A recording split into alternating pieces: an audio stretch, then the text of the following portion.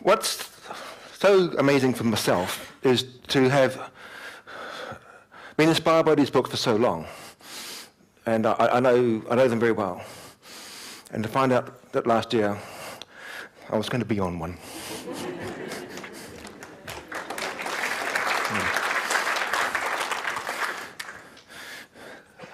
I'm going to tell you about this picture. I've never quite understood why people are so want to crop it in camera and get it right. If you're photographing something static like a bowl of fruit, then I can perfectly understand that. But some things move fast, and you can't do it. So you have to do a certain bit of license to create your composition after the fact, within reason, without cropping it down to 10% of size or something like that. That's how we started. That's annoying, that leg. I just want to get rid of it. This was on a drive, at the end of a drive in the Masamoa. It's about 11 o'clock in the day. And at that kind of time, you're heading back to camp because activity is winding down. Everyone's going to sleep. It's too hot for the animals. They're just sleeping under a tree. The light's not very good usually because it's high in the sky and all the rest of that. But on this particular day, on the way back to camp, I saw the situation. There were about 8 giraffes about.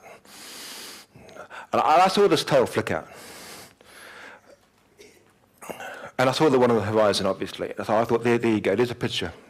Only if it would flick its tail out again. And it didn't for a long time. It felt like a long time, but I'm sure it was only 5 minutes. But when you've got a 400mm lens, which is a very, very heavy lens, it kind of stretches the time out, doesn't it? So I waited for the flick. And it flicked the tail out once, and I got one picture. I'm not really an advocate of the machine gun style thing. I took one picture. And when I went back recently to have a look at my pictures to see how many of this I had, I was surprised to see that I only had one. And I had one with the tail hanging down. When I came home, I looked at the picture, I thought it was a nice picture, and I put it aside for a little while. And then I thought, let's mess about with it for a bit. And this is where my argument about cropping comes in. I cropped it so. And in my view, it changes the whole dynamic of it. The original picture you see in the exhibition has got a little bit more on either side. The book is square. This is how I've chosen to go in between. I've got the leg, which has annoyed me. I kept this balanced. It looks balanced to me anyway. And I found a way to make it better to my eyes by applying the black and white treatment and toning.